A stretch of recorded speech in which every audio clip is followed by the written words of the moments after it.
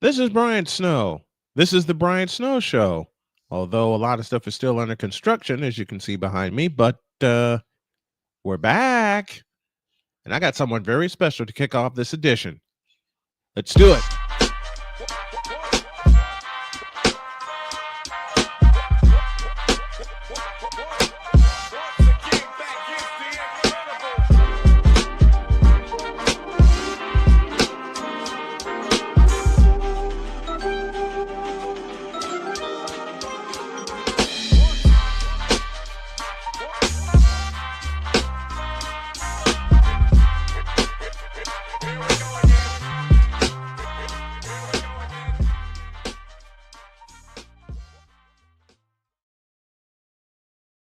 My thanks to the legendary Cole Johnson for the brand new intro, because this is a new venture.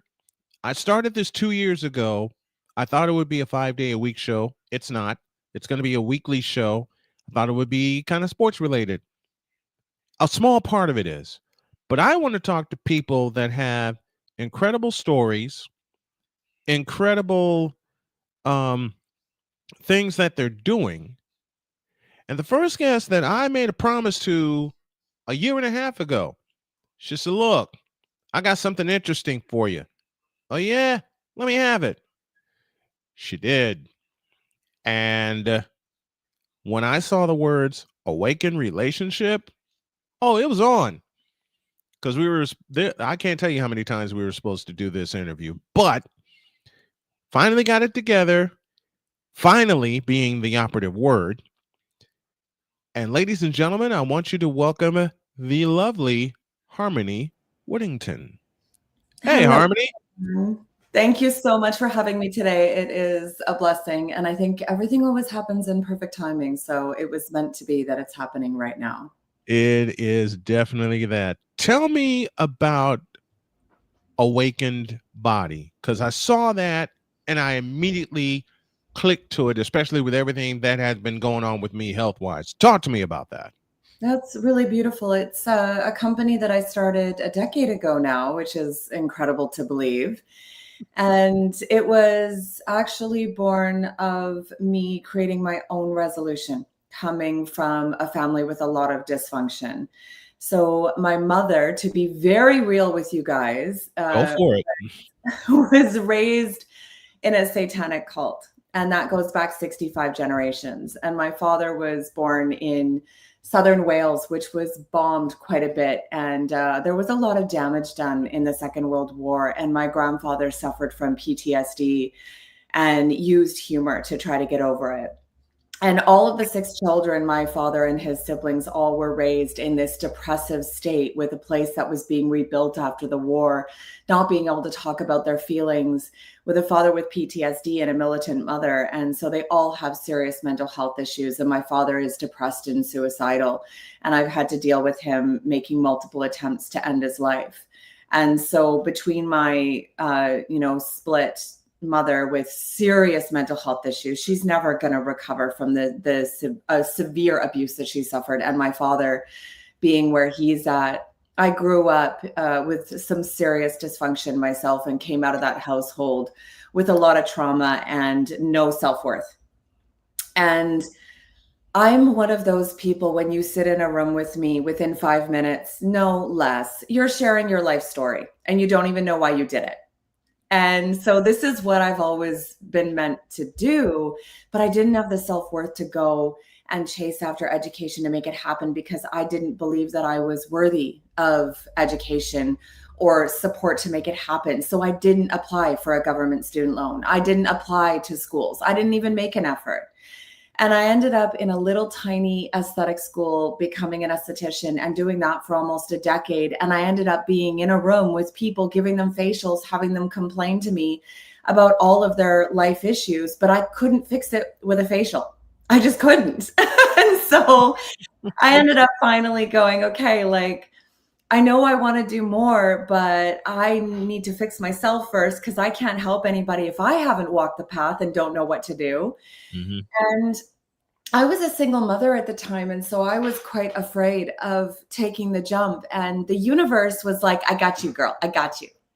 we're going to throw you in a 4-car accident on the way home to your child from work. And then you're just going to have to quit your job because your injuries are going to be so intense that you're just not going to be able to work anymore. And I was like, oh, that's the plan.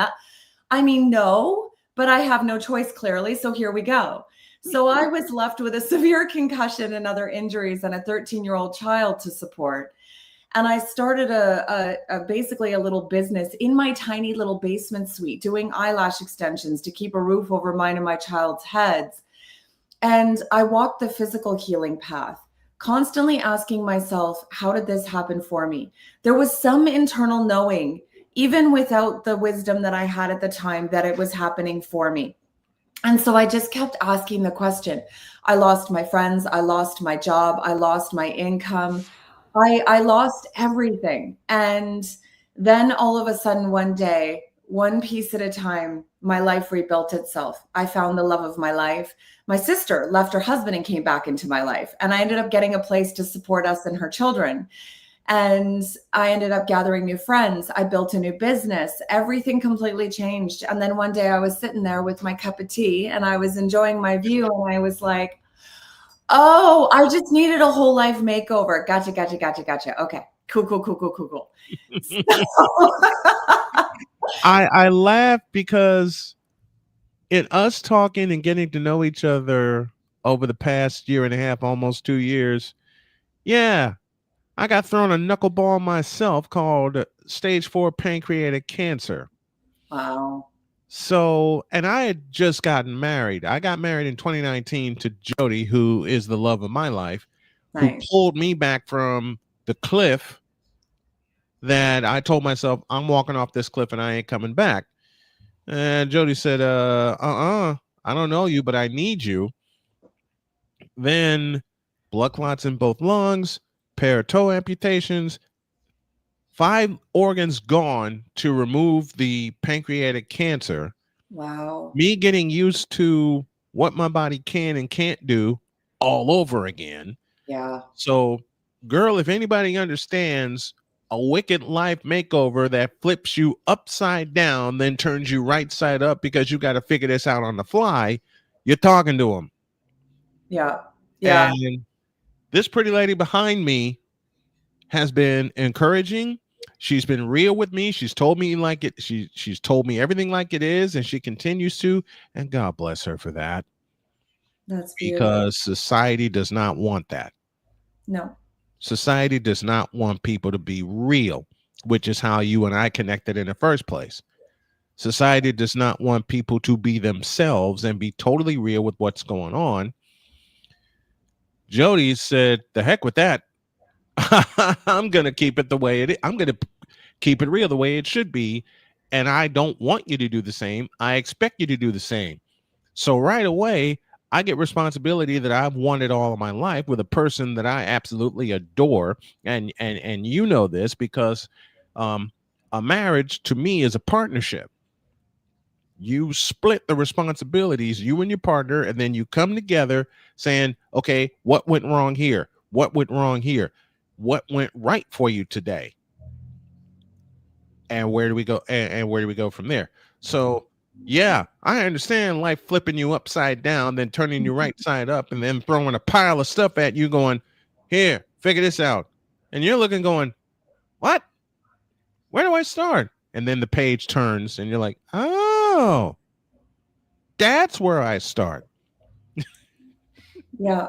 Yeah. I think if you can have it in your thoughts that, this is happening for you for a reason, that there's an opportunity and you can allow yourself to find a place of peace in the storm, because sometimes it's brief and sometimes it's long enduring and it goes on for quite a long time.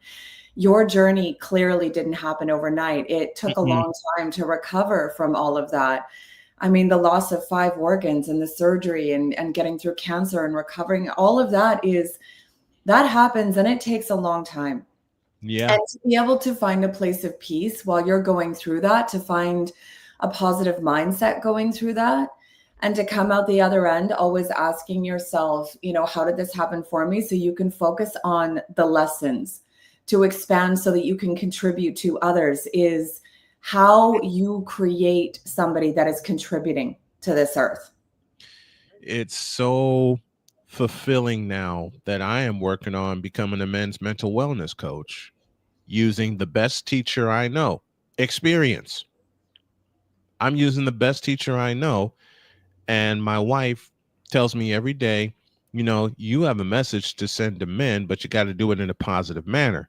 Because Lord knows I've had my share of fights here in the state of Indiana with folks telling me, oh, you can't do this, you can't do that. And finally, my 10-year-old self knocked me upside the head and went, just look at him like you always did and go, oh, yeah, watch this. So that's the mode mode I'm operating on now. Harmony Woodington joining me here. You can catch the Brian Snow Show in replay form on all of your favorite podcast networks.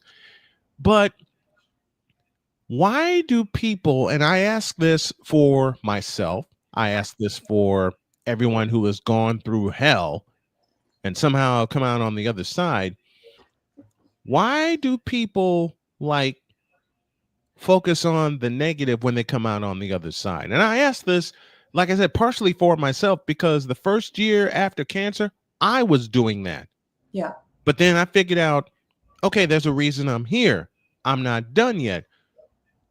Why do we not take that attitude from the beginning and we just look at everything that's happened negative for us instead of realizing, and I say it again, I am at fault because I did this. I'm here for a reason. Yeah. Why can't we take that from the beginning? It's such a beautiful thing to look at because we really are set up for failure from the very beginning because we're taught to see emotions as positive and negative. Right. And you're allowed to be happy and you're allowed to be joyous and you're allowed to be excited and you're allowed to have all of these positive emotions. But if you have anxiety or you feel sad or you feel scared or you get really angry or anything of the like, you are expected to bury it and shut it down because it's inappropriate. And so having this negative positive association to emotion and not even understanding what it is at its core programs us to shut our emotions down. So when we grow up and we have these experiences and there's negative emotions that come of it, we just deal with the immediate acute pain. And we shut down the emotion and we move on because that's what we're supposed to do. Right. And so the trauma, the emotional trauma, and let's use a sport example here because you love your sports, okay? So there's a football player and he's on the field and he's going for the touchdown and somebody tackles him and he breaks his leg. Okay? He's laying there and he's in shock and he's staring at the sky and it's game over. He knows it. But he gets up on the one leg and the guys carry him. He hobbles off because he is not going to have that stretcher carry him off. Pride. It's not happening. And everybody's cheering for him and they're hoping it's a twisted ankle. But there's a bone sticking out. He's not coming back. Right? He goes to the hospital. They do surgery. They fix his leg. They tell him he has a chance of playing again, but he's going to have a long road to heal. So he's in the hospital room. He's post-surgery. He's recovering. At no point does somebody come into the room and go, how do you feel? What did you feel in that moment? Let's process your emotional trauma because the physical trauma is now healing. Yes. The emotional trauma that never gets honored. So we're left with that emotional trauma. And both of us have had to do that. Go ahead. Both of us had to do that. I never thought of it that way. I can honestly say I never thought of it that way. I can tell you the first person that asked me how I felt was Jody, my wife. And unbeknownst to me, and I'm about to cry because it's something incredible that I'm just realizing, she has helped me process what the hell happened. I didn't realize until you said that. until you said no one comes in to ask you, how do you feel emotionally about what happened? How do you feel mentally about what happened? I didn't realize that not just her, but my family, my friends, my children were helping me process that. But you also said a word that I am also guilty of: pride. Yeah. Pride, especially, and I've talked about this with Jody and many other women, especially with men. Men act on pride because they are trained to Yeah. act on pride. They're not trained to have any emotion. They're not supposed to have any emotion. They're just put your big boy pants on, get well in 6 weeks from a major surgery that took 5 of your organs, and move on. Yeah, exactly. And that's what makes it so incredibly tragic. And we're not, the other puzzle piece to this is that we're not taught that emotion is self-communication. Way of Oh. communicating is emotion. The body's way of communicating is pain. Mhm. So if we understand that our mind is trying to tell us something when it is creating emotion, and we stop and say, "Oh, you're talking to me. Thank you. I'm listening." And you engage and you learn how to engage and create a dialogue and resolve what needs to be released, you don't have to revisit things again.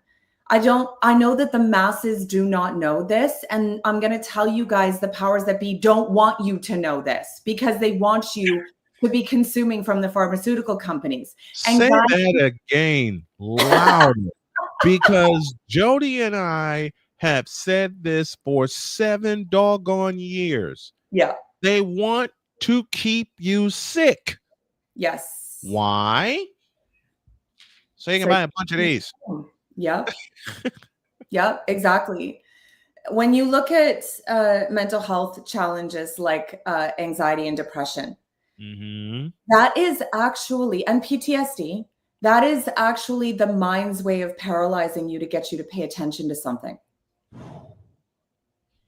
I need you guys to hear this. Anxiety and depression are actually your mind helping you and making you stop, because there is trauma, there is pain, there are things that you need to pay attention to. The allopathic world tells you that these things are mental health challenges and chemical imbalances that need to be corrected with medication. This is not the truth. The truth is your mind is telling you, I need you to focus on this. Stop doing your daily life. So the depression slows you down so you don't want to get out of bed. The anxiety paralyzes you with fear. It is a paralysis with purpose. And it is there to get you to pay attention. And when you engage with it and you listen and you learn how to create a dialogue to source what it is that is coming up, and you thank your beautiful mind for stopping you, and you reconcile what has come up, you will never have to visit that again. Do you understand what I'm saying? No I more do. drugs. You never have to revisit that pain again. The paralysis will never happen again for the same reason. I'm not going to tell you you're not going to have emotion again, because that is the human life. It And pain is. is our greatest teacher. So stop running away from the pain, because that is your greatest teacher. Okay? But this is the most incredible, important win that I think people need to get from this, is that emotion is self-communication. And when you learn how to work with somebody that teaches you how to engage mindfully and create that beautiful dialogue, that harmonious relationship with your mind, it changes your whole life. I love that. I love that, because my biggest thing that happened to me was losing my dad in 2007, Okay. because dad was my hero. He was my harshest critic, but he was my hero. Was he a disciplinarian? Oh, hell yeah. Born and raised on the south side of Chicago. All right. I can understand that, being the south sider myself. But we had a falling out in 1999. 2 years later, I walk back in the house, and the first thing he does is give me a great big hug, saying, "You made mistakes, but you're my son." That that crystallized everything for me, because I had my hero back in my life. I wandered around for 2 years wondering what dad was doing, what mom was doing. Then 2 years later, I finally went home and dad was there. He and I had a nice long talk about everything. And he said, I'm here for you no matter what. All you had to do was ask. There again, foolish pride getting in the way. Yeah. Foolish pride foolish pride getting in the way. Oh man, I this is one of the reasons why I've been waiting to do this conversation with you on my show, because well, we've been needing and wanting to connect for almost 2 years. I had so much stuff going on with me, it's not even funny. But I want the folks that tune in to hear this also, to hear the 21st century way of healing. Are we going to have emotions? Absolutely. I mean, I still have days where I cry because I miss my dad. And I especially have days because I miss my daughter, Donna, who died at the age of 2. So I'm in the middle. I lost dad in 2007 and I lost Donna in 2015. And there have been so many days and still today where they crash and I feel both of them. Yeah. And I didn't know how to deal with it until now, until lately.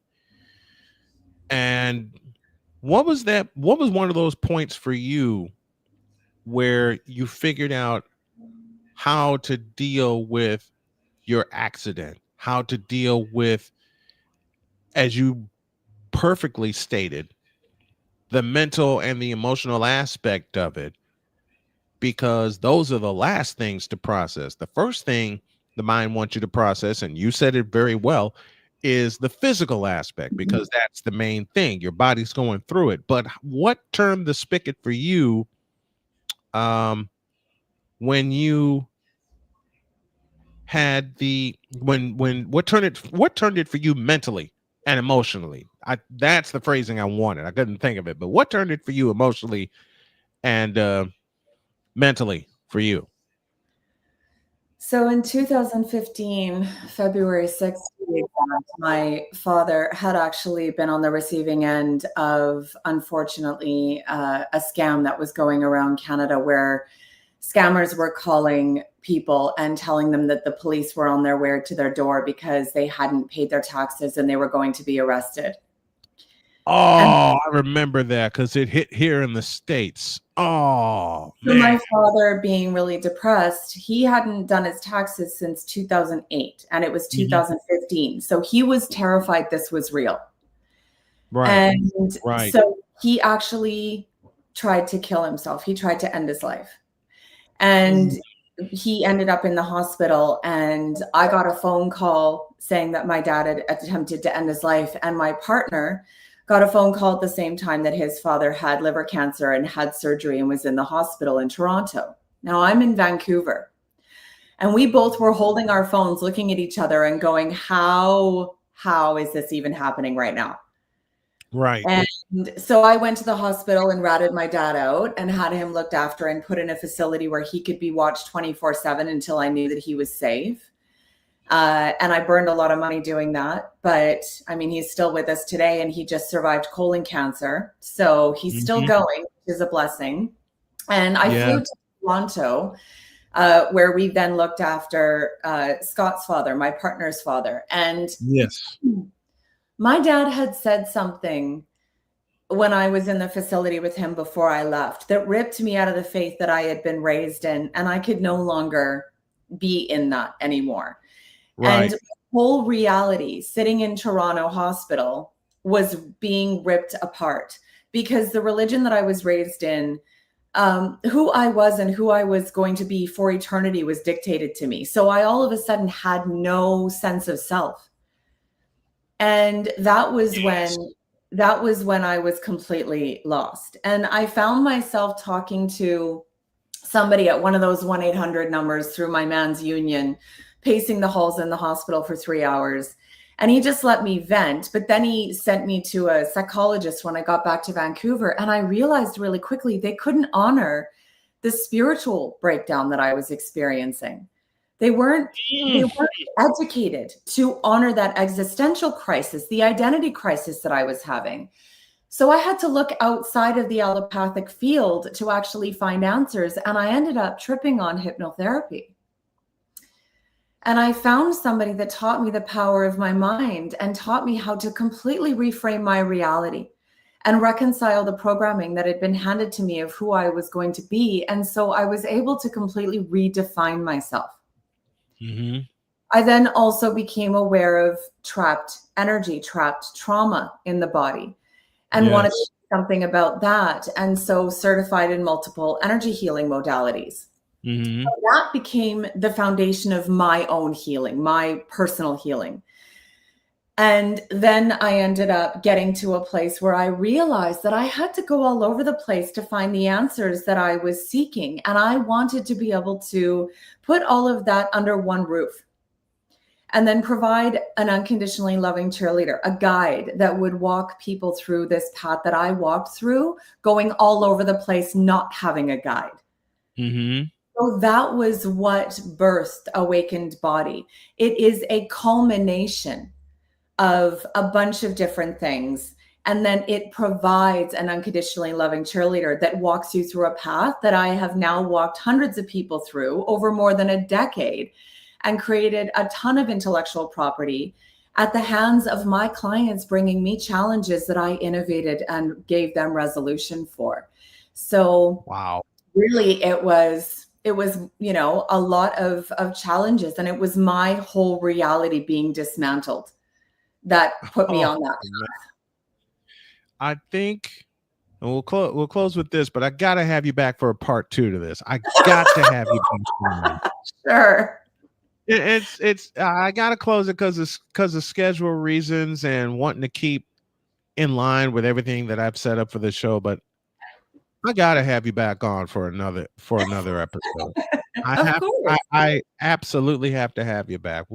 I'll leave you with this. I didn't start the beliefs that I carried for years. You know who blew them up and I didn't know? Pretty Bride. Because she introduced me to some things I thought I would never touch, like alternative living spaces, like getting in an RV and working remotely and getting the hell up out of here. And there's a whole bunch of stuff that she introduced me to. And all of my beliefs, the plunger has been pushed and has blown up. And now I breathe it all in. I breathe it all in.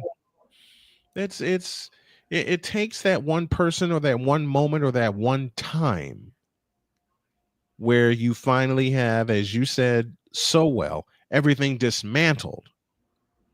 And then you go through the process. And believe me, folks, take it from somebody who wanted to run at 100 miles an hour after my second toe amputation, and I couldn't. It's a process. I had to tell myself that so many times over. It is a process to do this. And that, I think that's the good place for us to close and do it and do this next time. Harmony Woodington joining me here.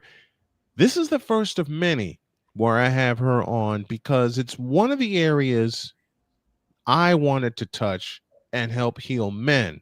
And now I'm getting so much insight from you, and I appreciate you being here. And I know you said yes, but I want to hear it again. I'd love to have you back for another one. I'm happy to come back and chat with you some more, for sure. Harmony Woodington, ladies and gentlemen, thank you for tuning into the Brian Snow Show. We will see you next time. So long, everybody.